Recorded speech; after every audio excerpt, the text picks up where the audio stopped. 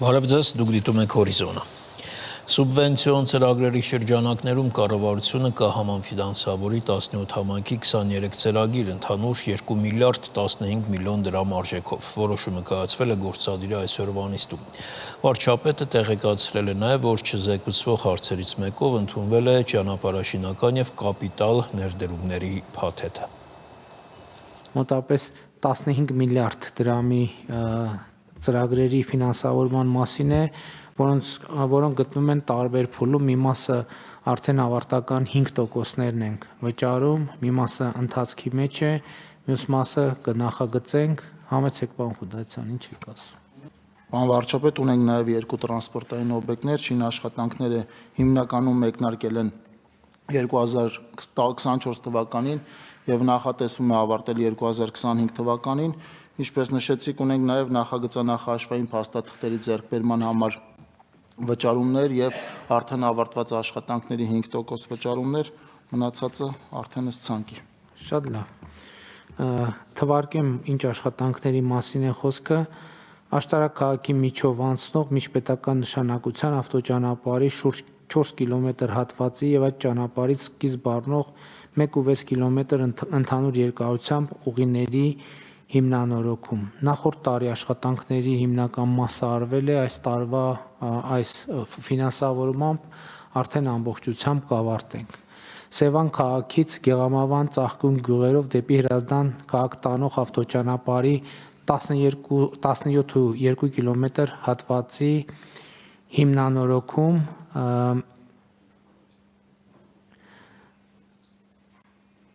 ըստ էության այս ծրագիրը նույնպես նախատեսում ենք 25 թվականին ավարտել, համեցեք։ Սա սկսել ենք 2024 թվականի տարեվերջին, եղանակով պայմանավորված արված է աշխատանքների 10%-ը, նախատեսված է ավարտել 25 թվականին։ Ընդ որում ես հիշում եք նախկինում կառավարության նիստում քննարկել ենք, որ նաև դեպի Երևան բերող հիմնական մայրուղիներին զուգահեռ մենք պետք է զարգացնենք նաև զուգահեռ մայրուղիները, որ օրինակ ասենք նույն Սևան քաղաքից դեպի Երևան գալու կամ Հրազդան գնալու այլընտրանքային ճանապարհներ ունենան մարդիկ, ընդ որում այս ճանապարհները հաջորդիվ կա նաև անդրադարձ, եթե չեմ սխալվում, Բջջնի Հրազդան ճանապարհին, նաև շատ կարևոր են զբոսաշրջային ենթակառուցվածքի զարգացման առումով եւ ներքին եւ ներգնա զբոսաշրջության զարգացման համար։ Իջևան համայնքի Ծաքար բնակավայրից դեպի Բերդ համայնքի Գանձակար բնակավայր տանող ավտոճանապարհի 35 կիլոմետր հատվածի հիմնանորոգում, որը պլանավորում ենք նույնպես այս տարի ավարտել, հարգելի գործընկերներ, սա էլ մեր ըստ էության բազմաչարչար ծրագրերից մեկն է, որովհետև մենք այս ծրագիրը, եթե չեմ սխալվում, նախորդ տարի պետք է ավարտված լինեինք, բայց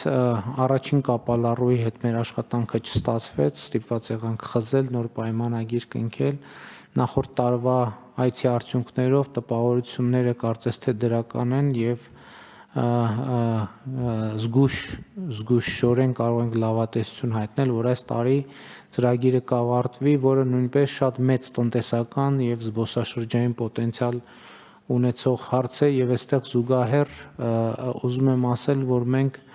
ինչպես պայմանավորվել ենք պարոն Սիմիդյանի եւ պարոն Վարդանյանի հետ, այդտեղ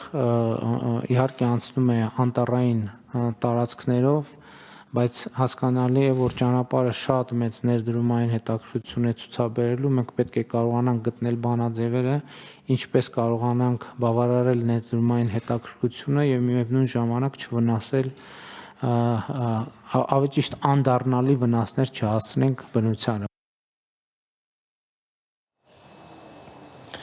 Միացյալ Նահանգների պետքարտուղարության մամուլի խոսնակ Թեմի Բրուսի անունից հաղորդագրություն է տարածվել Հայաստանի վարչապետ Փաշինյանի եւ Միացյալ Նահանգների պետքարտուղար Ռուբիոյի հեռախոսազրույցի մասին։ Միացյալ Նահանգների պետքարտուղար Մարկո Ռուբիոն եւ Հայաստանի վարչապետ Նիկոլ Փաշինյանը քննարկել են ընդհանուր շահերը, որպես ռազմավարական գործընկերներ։ Պետքարտուղարը ողջունել է Ադրբեջանի հետ խաղաղության Պայմանագրի շուրջ համաձայնություն եւ ընդգծել է կայուն խաղաղության կարեւորությունը տարածաշրջանային հակամարտությունների ցիկլը կոտրելու եւ Հարավային Կովկասում անվտանգություն եւ բարգավաճում ապահովելու համար։ Պետքարտուղարը վարչապետը համակարծիք են եղել, որ Հարավային Կովկասում էսկալացիայի ցանկացած դրսևորում անընդունելի, ասված է հաղորդագրության մեջ։ Մեկնարկել է արտաքին գործերի նախարար Հարարատ Միրզոյանի պաշտոնական այցը Ղազախստանի Հանրապետություն, արդեն կայացել է Հարարատ Միրզոյանի եւ Ղազախստանի փոխվարչապետ արտաքին գործերի նախարար Մուրադ Նուրտլեուի առանձնազրույցը։ Արտաքին գործերի նախարարի տեղակալ Ռոբերտ Սողոմոնյանը Վիեննայում Հայաստանի խնդրանքով հրավիրված ԵԱՀԿ մշտական խորհրդի հատուկ նիստին հանդես է եկել ելույթով ընդհանուր առմամբ 2 տասնյակի անցնող ԵԱՀԿ պետությունների պատվիրակությունների ներկայացուցիչներ են ելույթ ունեցել եւ հիմնականում ողջունել են Հայաստանի եւ Ադրբեջանի միջև խաղաղության համաձայնագրի տեքստի համաձայնեցումը եւ դրա շուրջ բանակցությունների ավարտը։ Նրանք նաեւ կոչ են արել շուտապույտ ստորագրել եւ վավերացնել համաձայնագիրը։ Վաշինգտոնում կայացել է Միացյալ Նահանգների պետքարտուղար Մարկո Ռուբիոյի հանդիպումը Թուրքիայի արտաքին գործերի նախարար Հական Ֆիդանի հետ։ Սա Էրդողանի վարչակազմից առաջին այցն է Միացյալ Նահանգներ Թրամփի Սպիտակ տուն վերադառնալուց հետո։ Թեմայի շուրջ զրուցել են գործընկերներս։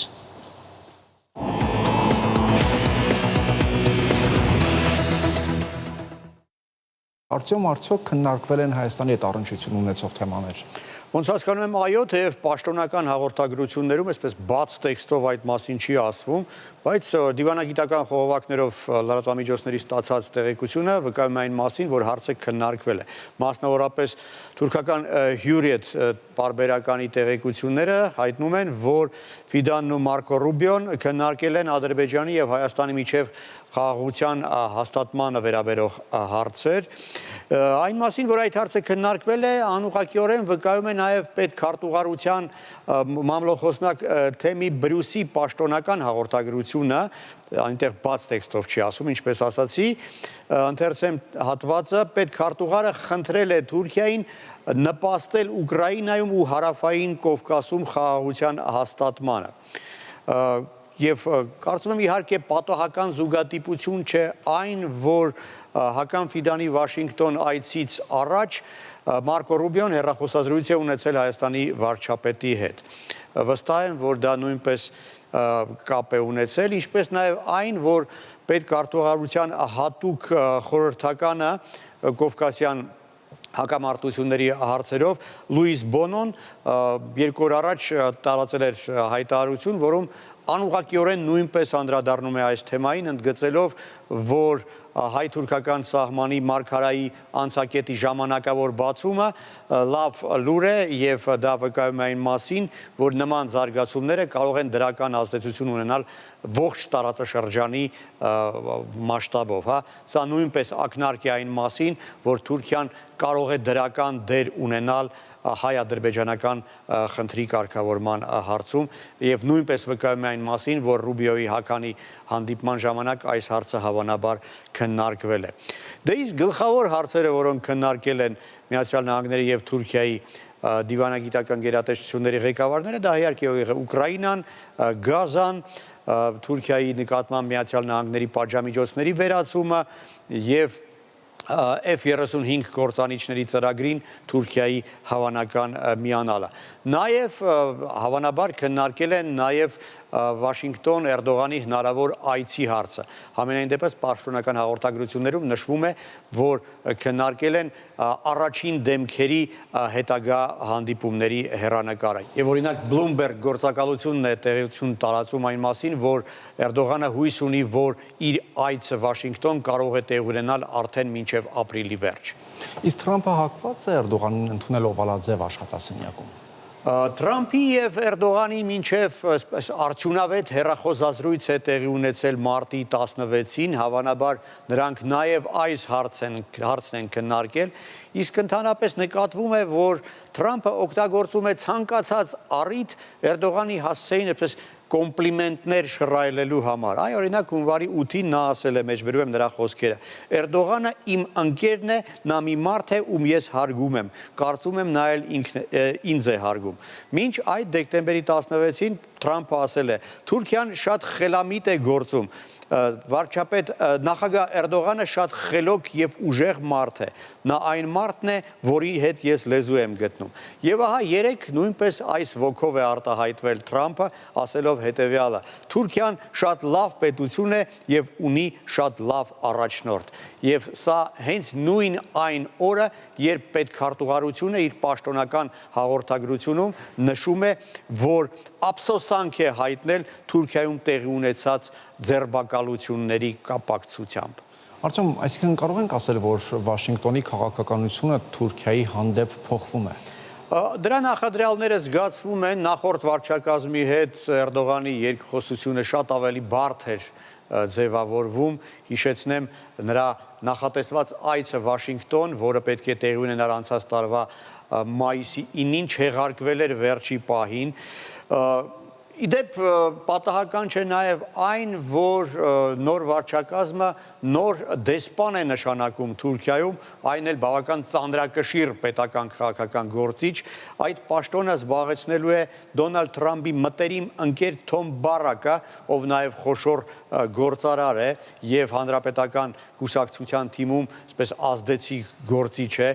Երեք Թրամփի հետ հանդիպմանը նա անվանել է Թուրքիան, մեջբերում եմ, աշխարհի հնագույն քաղաքակրթություններից մեկը։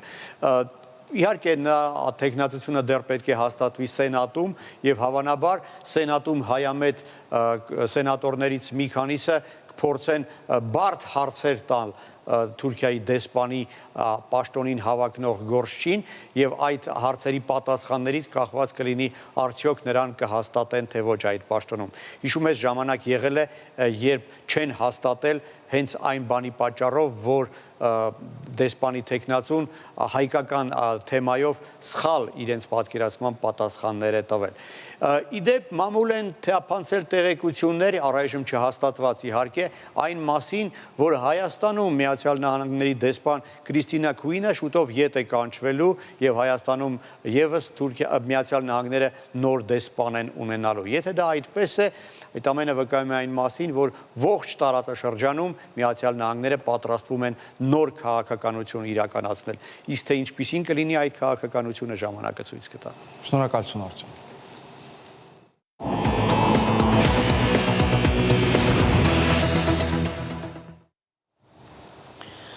Երեք ժամը 23:43-ին Հայաստան-Վրաստան սահմանային գոտում Բավրա գյուղից 6 կիլոմետր հյուսիս-արևելք, օջախի 10 կիլոմետր խորությամբ 2.3 մագնիտուդով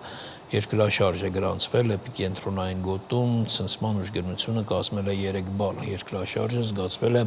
Շիրակի մարզի Բավրա, Սարագյուղ, Թավշուտ և Խազանչի գյուղերում 2-ից 3 բալ ուժգնությամբ։ Առայժմ այսքանը, կհանդիպենք ժամը 15-ին։